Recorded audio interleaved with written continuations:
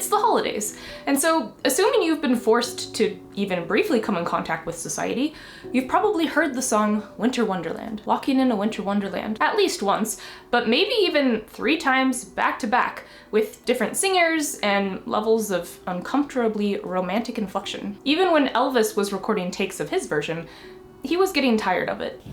You got it. I'm getting tired of this damn song. Tired of it.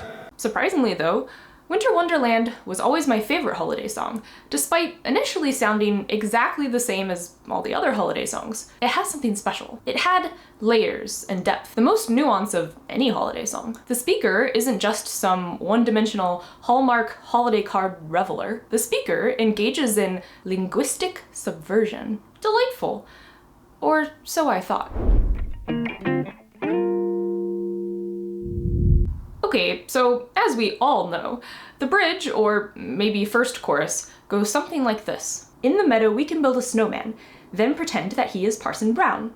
He'll say, "Are you merry?" We'll say, "No, man, but you can do the job when you're in town." So this chorus sets up an interesting scene. We, you and I, decide to build a snowman, which is something somewhat silly for people old enough to be lovers to do. We know we're lovers because the first part of the previous verse goes like this. Gone away is the bluebird, here to stay is a new bird. He sings a love song as we go along, walking in a winter wonderland. The bird is a lovebird, so we are in love. And side note, but the lovebird's genus name, Agapornis, combines the ancient Greek agape, love, with ornis, bird, lovebird. The lovebird is sadly profoundly lost, here to stay in an unknown location with enough snow to build a snowman, presumably far from Madagascar. So anyways, we're lovers, and I assume we're throwing social norms to the wind in the flirtatious playfulness of actually building a snowman. But we feel somewhat abashed at such a careless outdoor display of romance in,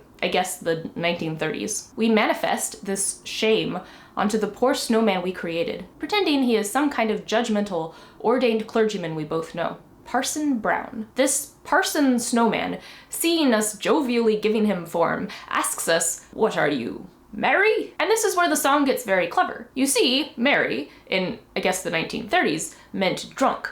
And while we are drunk on love, enough to actually make a snowman, we cleverly decide to purposefully misunderstand the good parson's question of, "Are you drunk?" as, "Are you married?" Because married sounds similar to marry. We answer a different question than the one he asks. So we pretend to hear, "Are you married?" To which we reply, buttering him up, that, "No, not married yet, but would you do us the honor of marrying us the next time you're in town?" A mature response that redirects the judgmental assumptions of the parson to feelings of honor and pride. But I always found the intentional misunderstanding of, "What are you, marry?" to "offering to marry us?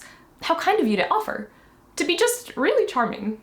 It was just mildly interesting enough, in a way that other holiday songs abjectly are not, that it elevated the song to the top of my ranking. I also really like the lyrics that follow. Later on, we'll conspire, as we dream by the fire, to face unafraid the plans that we made, walking in a winter wonderland. Like, these are now nuanced and relatable enough people that I want to know what they're conspiring. And to face unafraid the plans that we made sounds very noble and reminds me of something dwarves from Middle-earth would sing around a fire the night before walking into danger. These lyrics were written by Richard Bernhard Smith from within the walls of a sanatorium being treated for tuberculosis. He succumbed to the disease just a year later at the age of 33, and it really puts in perspective the somber, stoic longing.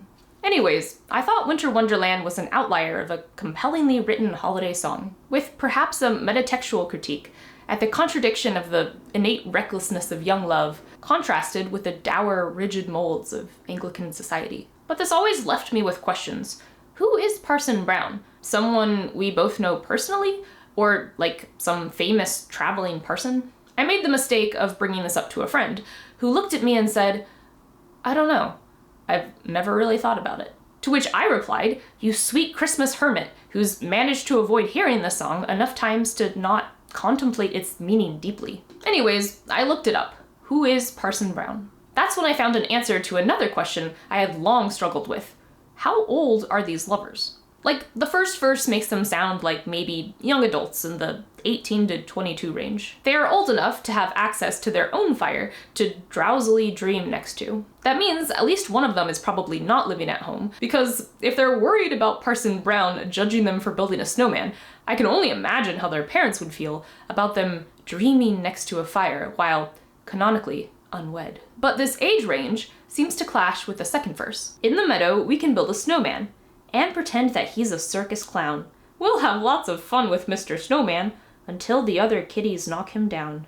This part always left me with deep questions. In the first verse, they seem like young adults just being silly. In the second verse, they seem like children. Pretending the snowman is a circus clown and having lots of fun with him is something children do, and is frankly not very romantic at all. And, even more damning, is the phrase other kitties, which clearly implies a shared inclusion into the group of being a kitty, a child. This always bothered me so much, I personally had decided that the second verse was set in the future, where the young couple in the we of the first verse is now a successfully married couple with children, all playing as a family, and all included in the we of the second verse. This is grammatically and set-wise acceptable, given that regardless if the parent or child is the speaker, we can correctly refer to the family, and other kitties can correctly refer to the set of kitties in which the parents are not included. In any case, I read on Wikipedia that the verse about romance is from Richard Bernhard Smith's 1934 version. But in 1947, someone created a new version of the lyrics to reflect the changing commercial focus of the holiday on children with the advent of the baby boom. I mean, fine.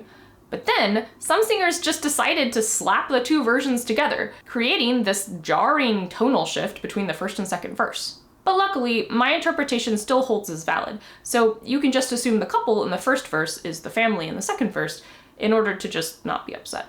But knowledge is a double-edged sword. In seeking the truth of Parson Brown, I learned a different, darker truth. First, historically, there is no Parson Brown, so I guess he's just someone they both know. But second, and deeply unsettling, I saw a different set of lyrics than the ones I had always assumed. He'll say, "Are you married?" We'll say, "No, man." Parson Brown does actually ask them if they're married, not if they're merry. I mean, I was thinking, if Google lyrics are correct, then this song is just incredibly boring. There's no longer a fun subversion. The characters are just deeply uninteresting. The snowman would no longer be a manifestation of the adorable bashfulness at the snowy outdoor display of young love. The snowman is now a prop for a rather awkward and uninspired way of discussing getting married without actually being brave enough to just talk about it directly. "Hey babe, the snowman we made? Well, he looks like Parson Brown. And what's that? Oh, he just asked us if we're married." How silly. Unless, I mean, he could marry us the next time he's in town. Stupid. It's stupid. Also, in this version, why does Parson Brown manifest and then immediately ask them if they're married, apropos of nothing? Is that just something parsons ask? Are parsons so down on their luck that instead of "spare some change," it's "are you married? I could marry you"? No, of course not. So we just have a horribly dull scenario. The merry parson is questioning whether he was birthed from the sin of drunkenness. Married parson is just the most reductive conceptualization of a parson imaginable. But luckily, I said to myself, this is just the Tony Bennett version. I'm sure other versions have the lyrics as Mary, given that there's like 500 recordings of this song, and I'm sure I've heard Mary and not married. I'll just look through all the different versions of the lyrics to confirm no, the lyrics are always married. I'm so disappointed. This song has dropped to the bottom of my holiday song ranking, not because it's bad, just because it squandered its potential to be something greater. Clever, something to make me lightheartedly chuckle the first 15 times I hear it each year. Now the song just sounds like disappointment. I bet the plans they conspired is something really stupid now. Like, they're going to face unafraid eating aspic peas for Christmas dinner instead of aspic carrots. Now Hendry, you might be thinking, you misheard a lyric. Why make a whole video about it? Fair question. This is a call to action. Christmas is starting earlier and earlier each year, and if we're going to be forced to listen to the same dozen songs for 2 months, 1/6 of the year, Tired of it. we deserve better lyricism. I'm not asking for a Bob Dylan Christmas album, just a tiny change. If you are a vocal artist, or you know a vocal artist who is planning to release a Christmas album with the song Winter Wonderland, just swap married for merry. I promise, no one but me will even notice the homophonic feint, but it'll provide me with an immense blessing of holiday cheer, and will re-elevate this song to the best holiday song of the year. Thank you. Bonus fact. When I was little, I always thought the beginning of We Three Kings was We Three Kings of Ori and Tar. And I knew what tar was, it was like the black sticky stuff. I didn't know what Ori was, but I always assumed it was some kind of like exotic incense or something. But no, I recently realized that it's We Three Kings of Orient are. Which leads me to my next fun, but not Christmas related fact, which is that Orient means east, and Occident means west. So if someone in the West makes a mistake, you can call it Occidental. I'm just priming you for whenever I get around to making this joke, so you'll laugh with me and not just assume I'm bad at pronunciation. Bonus fact. In Japan, Christmas is almost exclusively a holiday for lovers, where, like a strangely jolly Halloween, couples can dress up as sexy Santa.